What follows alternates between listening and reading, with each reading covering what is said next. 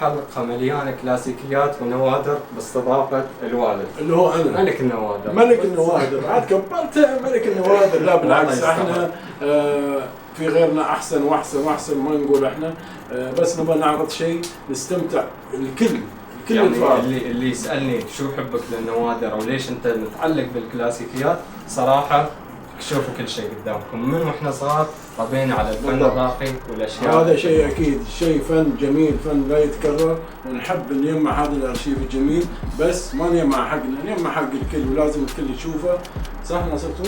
اكيد. شو كنت وردة طبعا هذه من الفن الجميل. انا يسالوني عنك يا نور عيني. وردة هي التوب بالنسبه لي انا. وانا فيروز طبعا. وانا فيروز النظاره.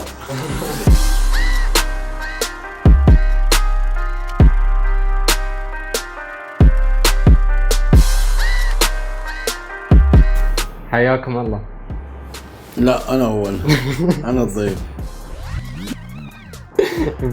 مساكم الله بالخير والله يعطيكم الصحة والعافية، واهلا وسهلا فيكم في هاي الحلقة اللي تأخرت وايد وايد وايد بسبب ظروف قاهرة، تهكير القناة والعبسة، بس احنا على وعدنا مع الاخ ناصرتون.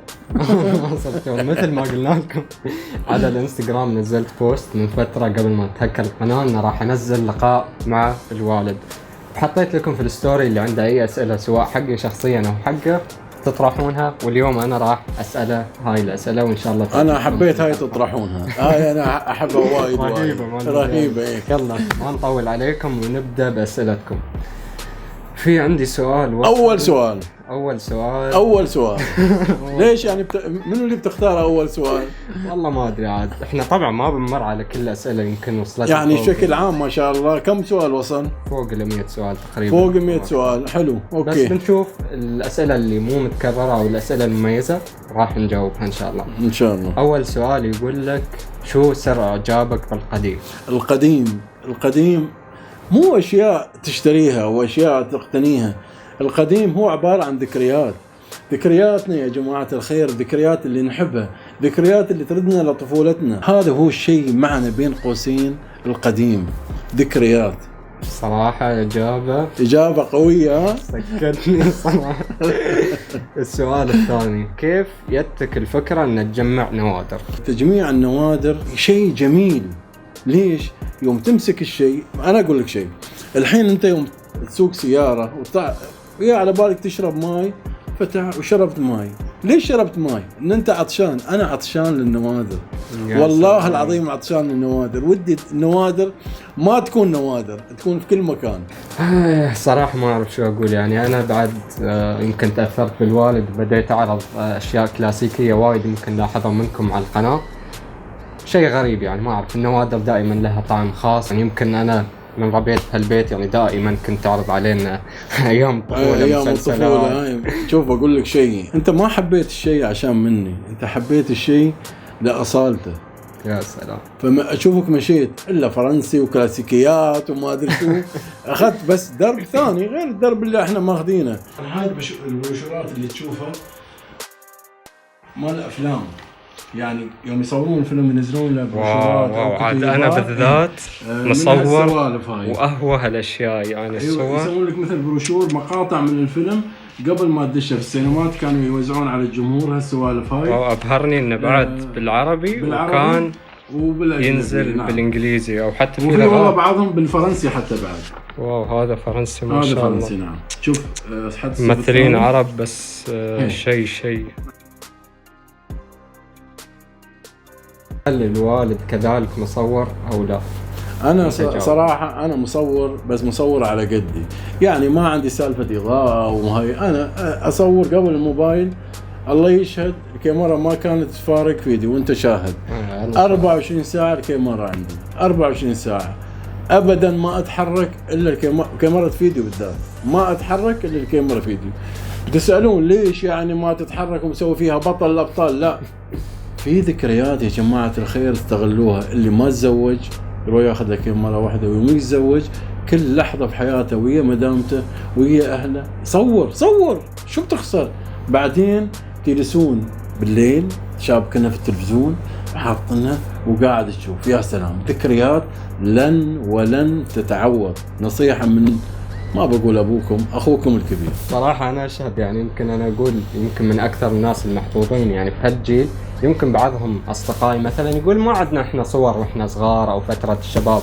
الحمد لله ان الوالد كان دائما يصور فيديو وصور، ولكن كان تخصصه اكثر في الفيديو. فالحمد لله عندي صور وفيديوهات لي صح. من عمري سنة سنتين انت واخوانك صراحة ما قصرت اياكم ولا اباكم تشكروني، لان ذكريات ما تقدرون تعيشونها الا تشوفونها.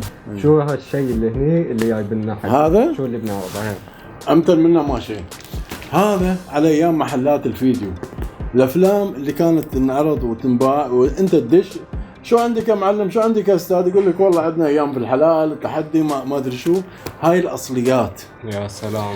انا الحين ماسكنا والله العظيم، ماسك حياتي كلها. مو حياتي افلام، الافلام مثل الكتب، بس الافلام الجميله المتعوب عليها. اذا ما ادري يبين في الشاشه او لا. هذا فيلم عادل امام كيف تخسر مليون جنيه، الزواج والصيف، انهيار. هاي افلام لن ولن تتكرر. متى اخر مره ضربك فيها ابوك؟ وانا لو اجاوب عن السؤال قول. اتذكر ايام، طبعا احنا الحمد لله يعني اقول الوالد ما كان يعصب على شيء الا الدراسه. يمكن صح. ايام امتحانات الانجليزي كنت يعني مو لهناك في الانجليزي. بس شو صرت بعدين في الانجليزي؟ الله اشوفك الحين بر الحمد لله صدق، يعني هذا الشيء يمكن لمصلحتكم ولا لا؟ اكيد في النهايه لمصلحتنا. اوكي. اي فيلم كلاسيكي تفضله او تحبونه انت والوالد؟ انا وانت يعني انا وياك. شوف انا عن نفسي ما يخصني فيك، عساك حبيته ولا ما حبيته، في العار في الكيف في كذا. حب في الزنزانه، فيلم عن الصداقة، عن التضحية، عن حب الذات. يا سلام. عرفت؟ حب في الزنزانة، بطولة. تشوف الممثلين: عادل إمام، يحيى الفخراني، جميل راتب، سعاد حسني. بس كفاية تخيل هذه النخبة في فيلم طاقم كامل. ولكن أنا من معجبين فيلم العار، قصة مؤثرة وقوية جدا يعني. طبعا العار اللي احنا مشكلة ما نقدر نتكلم يا ناصر عن فيلم ونقول قصته، انه في كثير ما شافهم. ولكن انا شخصيا افضل الكلاسيكيات الاجنبية والفرنسية. ليش؟ شو السبب؟ يمكن لان الشيء مو متعودين عليه او شيء جديد، تحس عالم مختلف. فانت يعني معناته قاعد تستمتع تشوف فيلم واكسب نفس الوقت اتعلم. وهذا من الاشياء اللي حمستني اصلا. من بديت اظن تتذكر من بديت اتابع افلام فرنسيه، يوم من الايام قلت لك انا ناوي اتعلم فرنسي ورحت معهد. ليش رحت؟ انه شفت كم فيلم ترجم، حبيت اللغه، الرنه في الراس، مزاج، عرفت؟ للاسف ما كملت، ولكن وصلت لمرحله حلوه من التعلم واتمنى. بس انا ناصر كلمه حق والله العظيم يا جماعه الخير انه مو مجهز الكلمه، بس الحين يبان. انا حبيت فيك ناصر شيء الاصرار. يعني اللغه الفرنسيه صعبه، بدش معهد ابوي، بدش معهد، اشتريت كتب وكشتر كتب، وصلت لحل حد معين. انا فخور فيك. احب في الشباب، ما احب بس في ناصر. خلكم تحقيق الحلم في كل شيء، ما في مستحيل. كيف العلاقه بينك وبين ابوك؟ العلاقه يا جماعه، الاب لازم يكون صديق الاخ. صديق بس شوي كسرتك. يعني لازم نكون اصدقاء ويا بعض صراحة. مو كلام بس والله انا صديق ويا ولدي والميانه والسوالف، لا، صداقه بمعنى صداقه، ما في اسرار، ما في شيء، ما فيها سوالف. يعني من ساعه، من حوالي ساعه قال لي ابوي بنصور، قلت له شوف يا بنصور الحين، والله اني ما بصور مره ثانيه. هددتك ولا لا؟ الحين الساعه كم نصور احنا؟ الساعه 3:30 الفجر. 3:30 يعني. عرفتوا؟ 3:30. بس انا شيء، هذه الحياه. ايه هذه الحياه. اعرض لنا الاسطوانات اللي عندك. عموما على السريع، هذه يا جماعه الخير ورده في يوم وليله، في يوم وليله، من اجمل اغاني ورده. هذه الاصل، هذه القديمه، هذه الجديده المنتجه الحين خلال سنه وسنتين. اصدار حديث. هاي تحس فيها اصدار كم سبعينات ولا؟ المهم هاي اسطوانات كلها ورده، ما بنشرح ودنيا، كلها ورده. كل الاصدارات قديمه.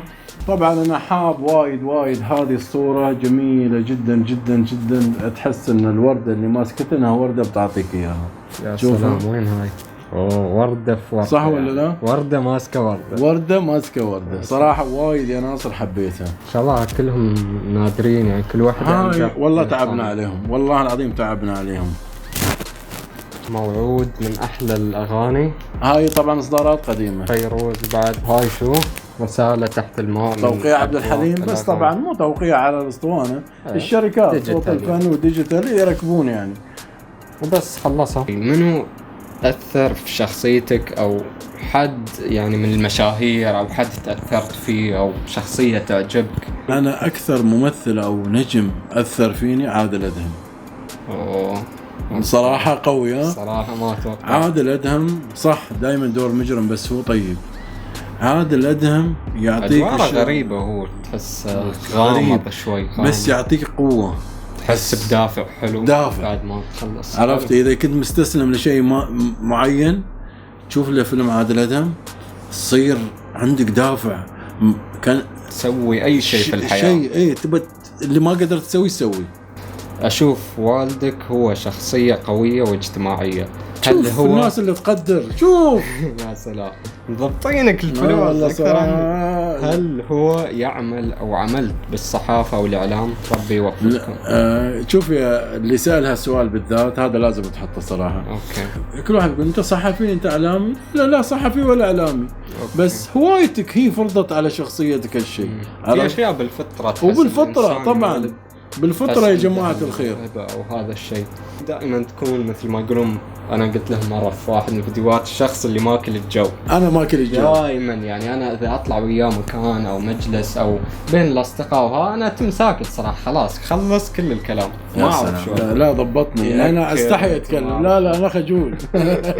إنزين ننتقل لسؤال ثاني. شو رأيك بمحتوى ابنك ناصر توم اللي هو أنا؟ صراحة هو حلو وجميل وتسعد الناس وتفرحهم وتعطيهم نصايح من أزياء، من طريقة التصوير، من هاي. بس أنا أرد أقول لك بعد طلع شيء جديد، شيء إبداعي. شيء إبداعي. أيوة صراحة ضبطتك. ها صراحة من الآخر. ومو حلوة إني أمدحك صراحة. زين خلاص ما أنت بعد ليش تسأل شو أكثر؟ هذا السؤال يعني خلاص خلي يسألني عن الخاص. لا ما حد يسأل عن الخاص. والحين وصلنا لختام الفيديو. ما حبينا نطول ونعطيكم أسئلة وايد مكررة مملة. نحب خبرونا رايكم، اعطونا في الكومنتات اذا حد يبغى يسأل. اعطونا وين؟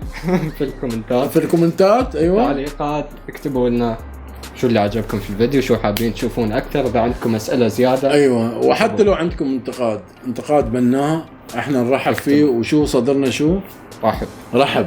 بس ناصر شو رايك نتضارب؟